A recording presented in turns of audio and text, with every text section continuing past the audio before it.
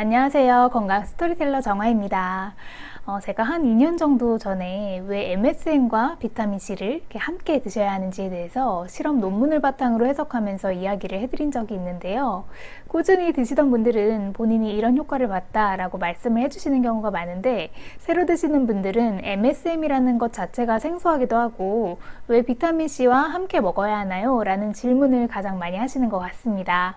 그래서 며칠 전에 새로운 내용의 해외 기사가 나온 게 있어서 오늘은 그 내용에 대해서 간단히 다뤄보려고 합니다. 26년 6월 25일 기사 내용이고요. 약 19개의 논문의 연구 결과를 참고 문헌으로 해당 내용이 작성되었습니다. 아무래도 과학적인 뒷받침이 되어야 내용 자체의 신뢰도가 올라가기 때문에 미리 말씀드립니다. 그래서 MSM은 무엇일까요? 한국말로는 식이유황입니다. 이 식이유황의 가장 큰 장점은 신체에서 생기는 크고 작은 전신의 염증을 감소시키는 역할을 하는 걸로 가장 유명하죠. 그래서 염증성 사이토카인의 생성을 억제하고 감소시키는데요. 이렇게만 말씀드리면 조금 어려운 내용 같지만 사실 그렇게 어려운 내용은 아닙니다. 조금 더 풀어서 설명드리면 이 사이토카인이라는 것은 바이러스가 감염되는 과정에서 면역을 자극시켜서 병원균과 파괴된 세포를 제거하고 손상된 조직을 재생하는 면역 단백질 기능을 사이토카인이라고 합니다. 그래서 궁극적으로는 암으로 인한 세포 손상이나 감기와 같이 몸의 면역력이 떨어질 때 복구하는 역할을 담당하는데요. 다만 이때 복구를 하는 과정에서 과도한 염증 반응이 나타나게 됩니다. 문제는 사이토카인이 과도하게 분비되면 정상적인 신체 조직을 공격하게 되는데, 그렇게 생기는 것이 흔히 말하는 사이토카인 폭풍입니다. 몇 년 전 코로나 시기에 이 바이러스가 50대 이상 연장자에게만 위험하다고 생각했지만 어린아이나 20, 30대 초반이 갑자기 코로나로 사망하는 경우가 있었잖아요. 그때 문제가 되었던 것이 과면역 반응인 사이토카인 폭풍 때문이었습니다.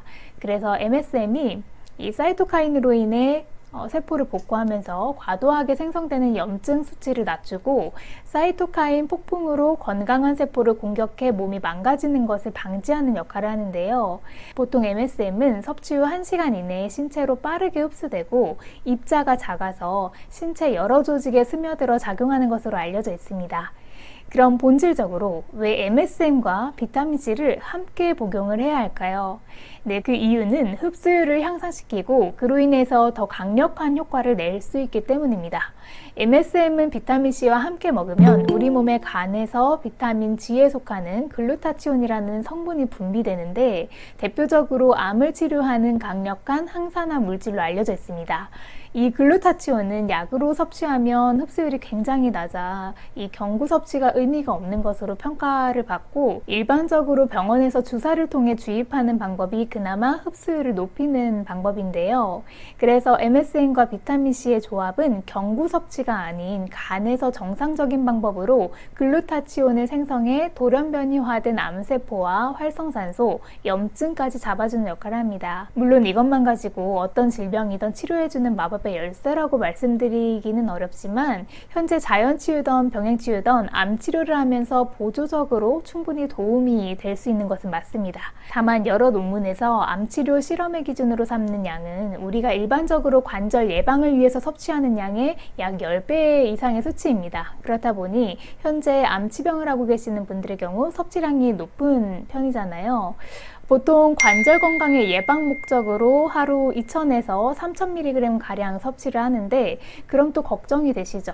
10배라고 잡았을 때 너무 많이 먹으면 부작용 같은 게 생기지 않나요? 라고 생각하실 수 있는데, 미국 식품의약국 FDA에 따르면 하루 체중 1kg당 최대 3만 mg까지 안전한 것으로 간주합니다. 예를 들어 본인의 체중이 10kg이다 라고 한다면 30만 mg까지 섭취해도 문제가 생기지 않는다고 보는 거죠.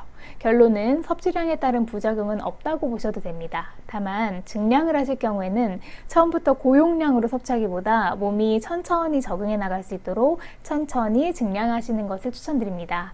그리고 비타민C와 함께 섭취했을 때 연골 보호에 효과적인 콜라겐 합성을 강화하고 프로테오글리칸이라고 하는 성분이 독립적으로 먹을 때보다 더 효과적으로 생성됩니다.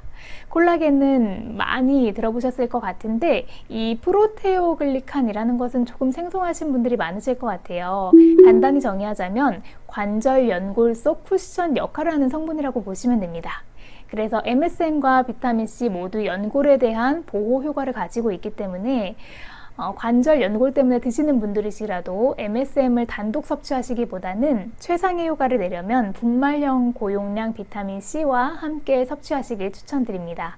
추가로 관절에 생기는 염증과 통증, 또 붓기를 감소시키는 역할도 하고요.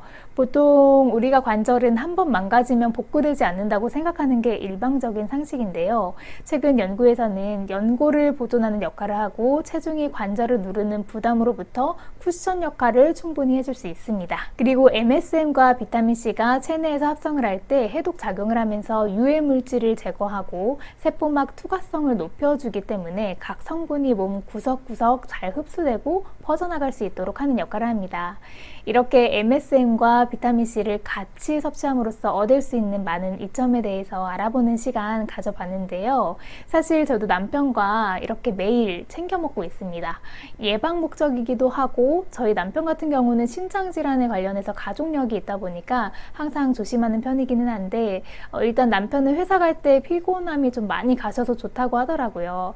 그래서 어떤 목적으로 드시는지는 각자 자신의 상황에 따라서 다르겠지만 꼭 좋은 결과로 회복 모두 잘 하셨으면 좋겠습니다. 오늘 준비한 내용은 여기까지고요. 시청해주셔서 감사합니다. 항상 건강하세요.